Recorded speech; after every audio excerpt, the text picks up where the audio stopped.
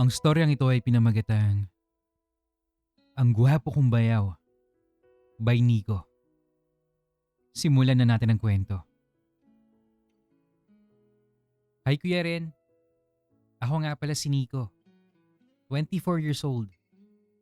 5'6" ang height, slim lang, tisoy, at kulot ang buhok. Bago ko ikwento kung bakit ako nandito ngayon, gusto ko munang sabihin na matagal na akong avid listener ng Men to Men stories. Since pandemic pa ako nakikinig sa mga stories mo, Kuya Ren. Noong mga panahong madalas nasa bahay lang ako. Isa sa mga routine ko talaga ang makinig sa mga narration mo. Hindi ko alam kung paano ko i-explain ng maayos eh.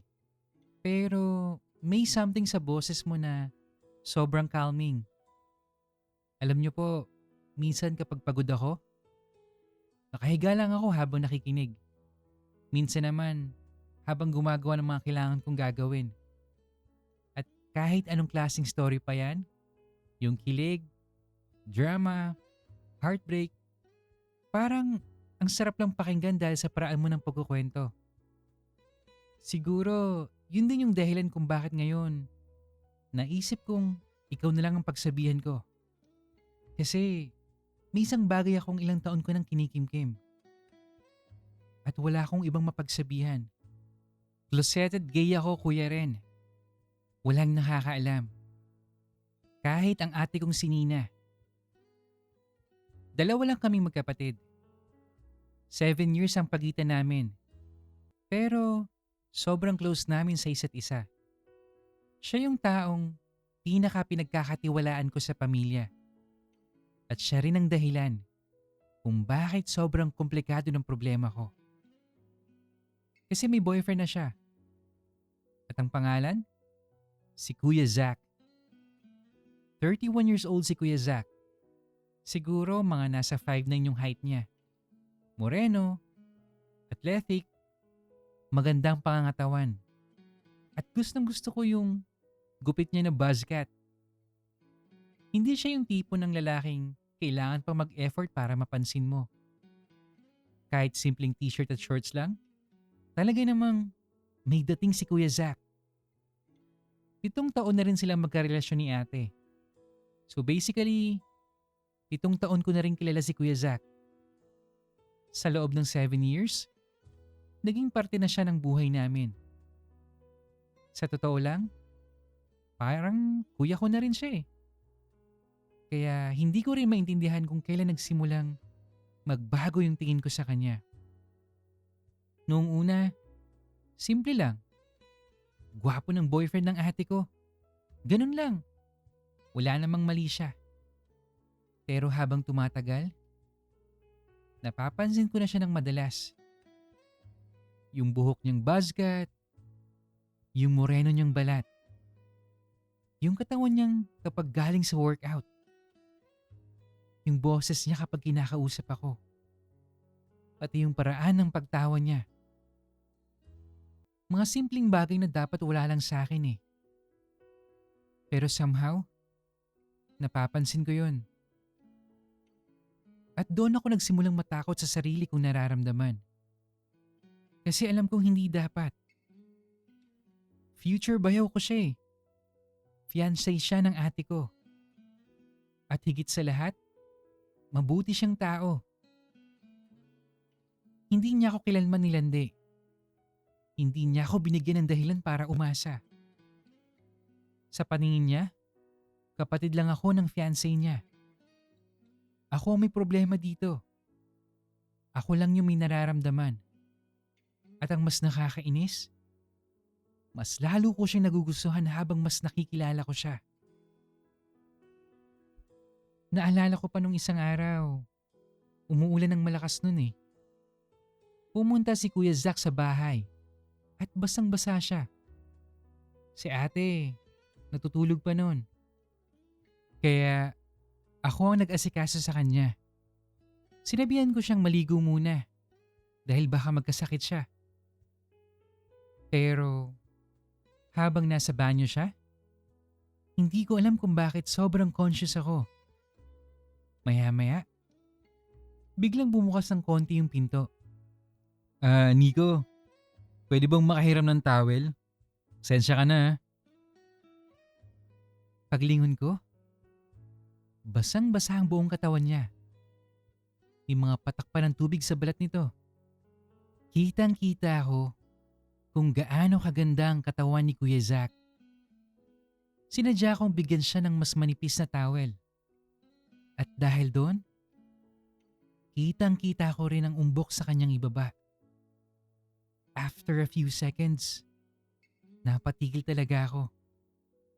Hindi ko dapat siya tinitingnan ng ganun. Pero tumingin ako. At pagkatapos nun, parang gusto kong sampalin yung sarili ko. Kasi alam kong hindi na normal yung simpleng paghanga na yun eh. At nang lumabas siya ng bathroom, pagkatapos maligo, lalo akong naging awkward. Si Kuya Zack naman, normal lang sa kanya. Ako yung hindi makatingin sa kanya ng diretsyo. At doon ko naisip na, shit! Gustong gusto ko na talaga si Kuya Zack. Pero, hanggang tingin lang eh. Hanggang admiration lang. Kahit minsan naiisip ko kung, ano kaya kung hindi siya naging fiancé ni ate? Pinipigilan ko kagad yung sarili ko. Kasi ayokong sirain yung relasyon nila. Ayokong masaktan ang ate ko. At ayokong maging dahilan para masira yung pamilya namin. Ay, ang hirap pala kapag may nararamdaman kang hindi mo naman pinili eh. Hindi ko naman hiniling na magkagusto sa kanya. At hindi ko rin gustong magkaroon ng ganitong feelings. Pero, nandito na eh.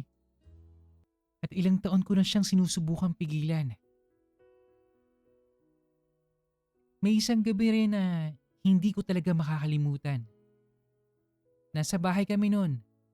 Medyo late na. At dahil may inuman si ate at si Kuya Zack, pareho silang lasing. Ako naman, nasa sala lang at may ginagawa sa phone ko. Pagdaan ko sa kanilang kwarto, at dahil bahagyang nakabukas ito, nakita ko nakatulog na si ate. Nakahiga siya na nakatalikod kay Kuya Zack, habang si Kuya naman, nakatihaya sa kabilang side ng kama. Lasing na lasing siya. Tahimik na siyang natutulog. Yung isang kamay niya, nakataas malapit sa ulo niya. Habang bahagyang nakakalat ang kumot sa katawan niya. Hindi ko mapigilang hindi lumapit at pumunta ako sa kama noon. Napatigil ako. Hindi ko alam kung bakit pero ilang segundo akong hindi nakagalaw. Siguro dahil sa katahimikan ng buong kwarto.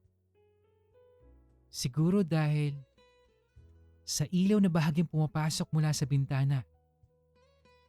O baka dahil kitang-kita ko ang kabuuan ng katawan ni Kuya Zack. Nandun siya sa tabi ni ate. Mahimbing na natutulog. Completely unaware na may isang taong nakatingin sa kanya. At doon ko na naman napansin kung gaano siya kagwapo. Kung gaano siya ka-attractive. Yung mukha niyang relax lang habang natutulog. Yung buzzcut niyang sobrang bagay sa kanya. Yung braso niyang nakataas sa ibabaw ng unan. Habang makikita mo ang magagandang buhok sa kanyang kilikili. At yung buong tindig niya na parang wala siyang pakialam sa mundo. Napabuntong hininga ako. Ay, bakit ba kasi ang gwapo mo kuya?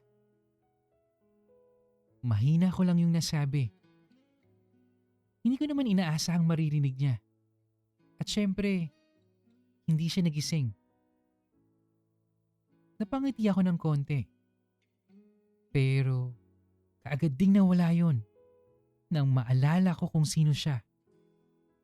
Boyfriend siya ng ate ko. Kahit gaano ko siya kagusto, kailangan kong matutong maglagay ng distansya. Tumalikod na sana ako para umalis nang biglang gumalaw si Zack. Napatingin ulit ako. Akala ko magigising siya eh. Pero huminga lang siya ng malalim.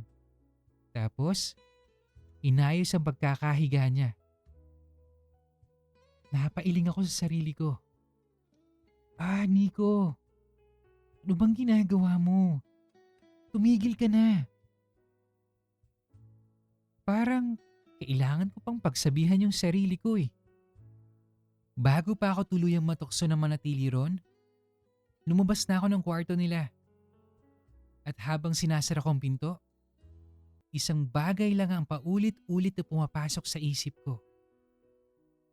Kung ganito kahirap pigilan ang nararamdaman ko, kahit wala naman siyang ginagawa, paano ko pa ito haharapin?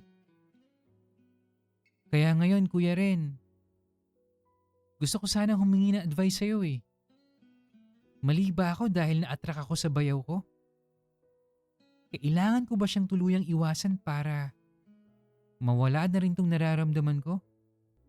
O ayos lang naman na magkaroon ako ng ganitong feelings basta hindi ko naman ginagawa at hindi ko inaagaw si Kuya Zack kay Ate Nina.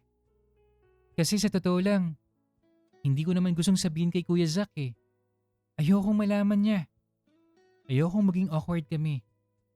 At higit sa lahat, ayokong malaman ng ate ko. Siguro ang gusto ko lang talaga, yung malaman kung paano ko ito haharapin.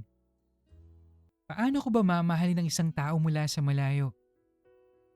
At matutong tanggapin na kahit gaano ko siya kagusto, hindi siya magiging sa akin. Kaya, Kuya Ren, bilang matagal mo ng listener at isa sa mga taong naging kasama ko kahit nung pandemic pa, ano sa tingin mo ang dapat kong gawin?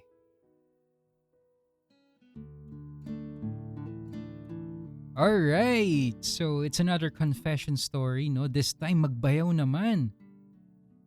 Hi sa'yo Nico, first of all maraming salamat sa'yo for trusting me with your story and most especially thank you for supporting Mentomen Stories since the pandemic pa.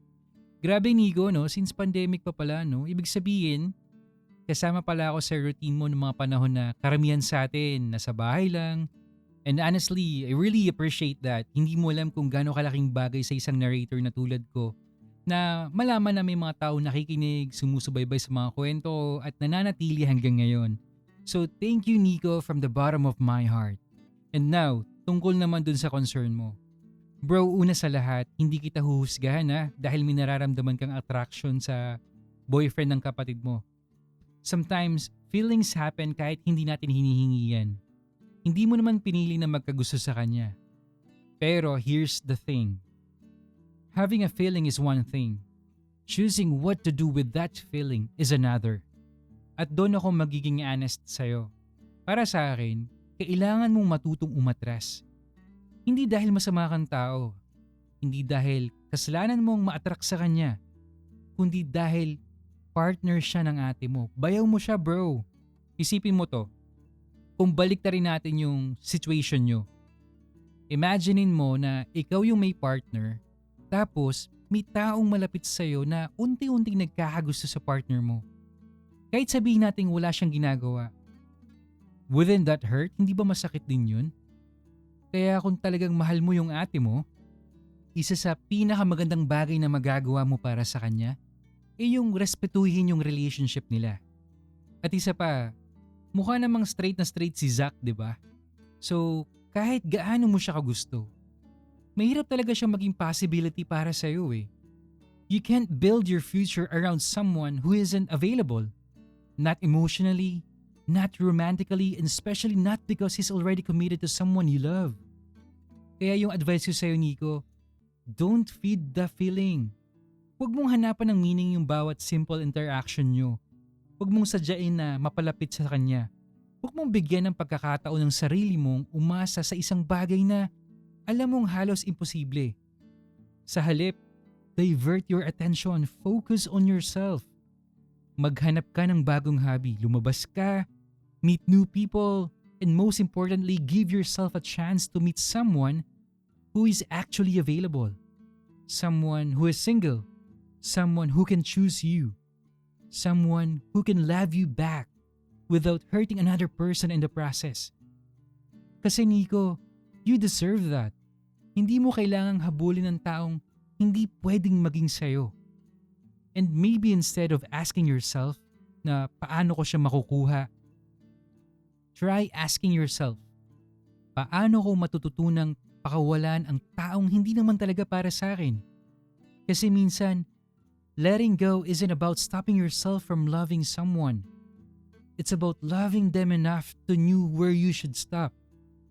And here's a one line I want you to remember, Nico. You can admire someone without pursuing them.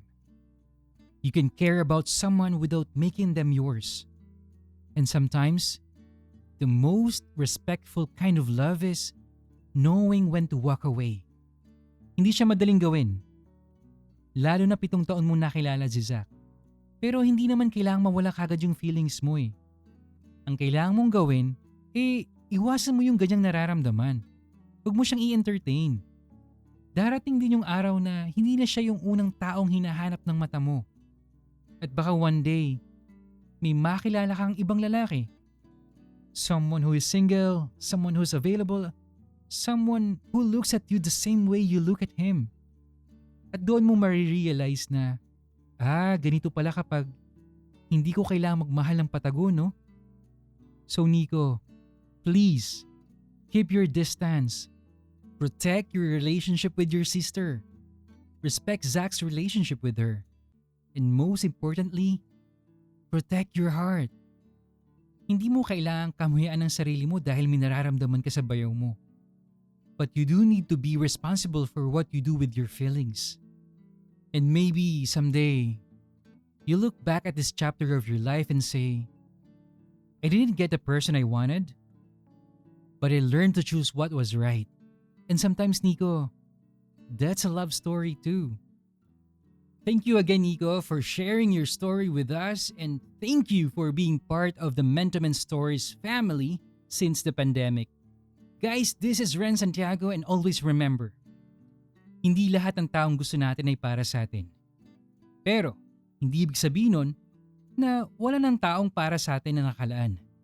Sometimes, the person you're meant to find is simply waiting for you to stop looking in the wrong direction.